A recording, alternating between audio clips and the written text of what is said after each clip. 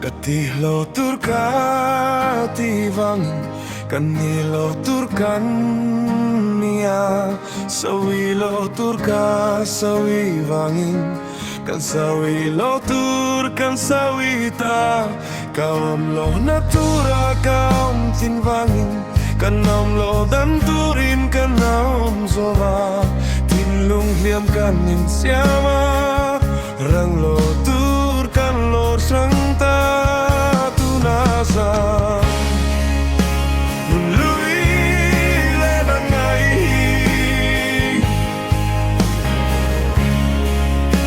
dam sunga katala Anita